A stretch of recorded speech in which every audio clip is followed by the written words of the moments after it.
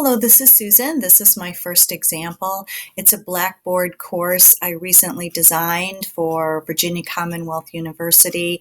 Unfortunately, I couldn't give you direct access to the course, so I thought I would do a short screencastify to walk you through some of the features. And I've also written some of the details on in the e-portfolio that you're looking at. This is at the School of Education. It's a Foundations of Education course called School and Society. Students are typically undergrads who will be pursuing a master's degree in education, but they could be from any number of different majors. So it's a pretty diverse group.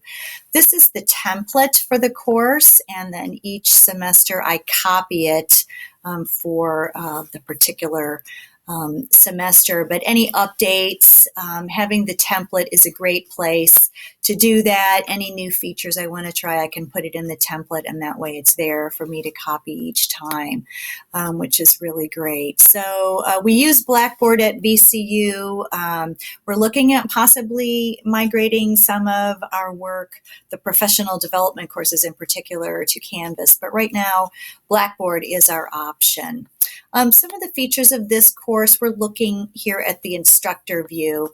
All the content is laid out in weekly folders. This is a full 16-week course, so there are 16 folders, and I'll just point out a few features for you. I think this would be applicable to curricula for students or even a professional development course for teachers. The first week is usually the welcome week, and we have some required information here about the course.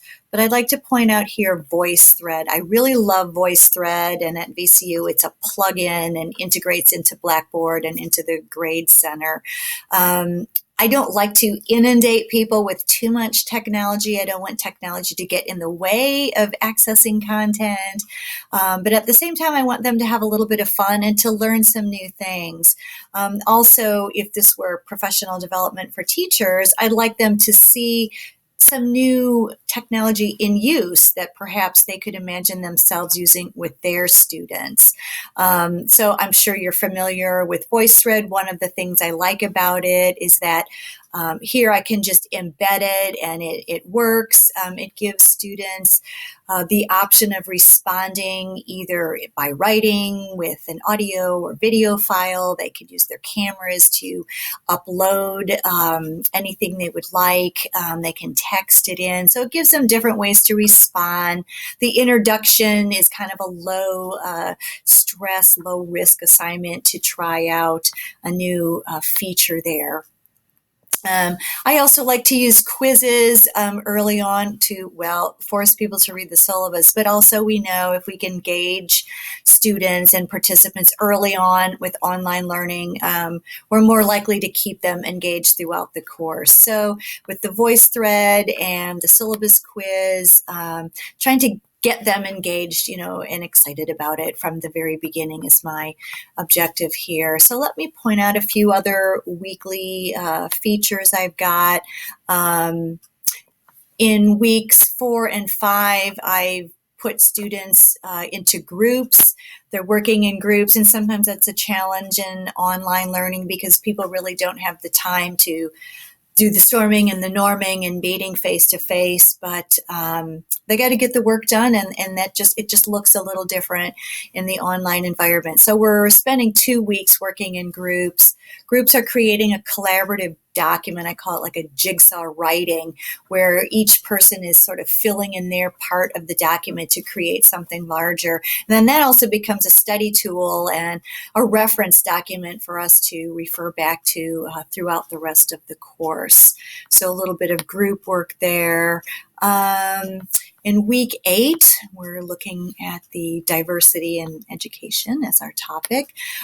Each week, students view a short, I call it mini lecture, a lectured PowerPoint using Screencastify, somewhat like I'm doing here. They always have the option to download the script if they would prefer to access the content that way. But I like to highlight what's important and what I want them to really pay attention to that week. Content, I like to use different means to deliver that. YouTube is one of my favorite resources. I like to use diverse scholars, diverse thinking. Some of the reading here comes from different places and blogs and websites.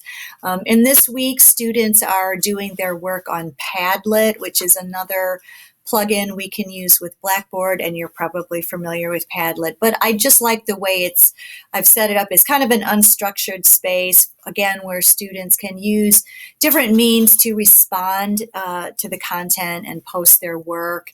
To just break up the monotony, and again, to just keep things fresh. And also, if this were professional development for teachers, it would be showing them another kind of technology in use, something that they might use with their own students. So I like to keep that idea going. What are some other features? So each week, we've kind of looked at some of that. About the instructor. Here we want to make sure students have multiple ways to contact the instructor, especially with online teaching and learning. We're sometimes separated and we might never meet face to face. They can email me, they can call my cell phone, they can text me, they can call my office number. If they wanted to meet me, we could make arrangements to do that.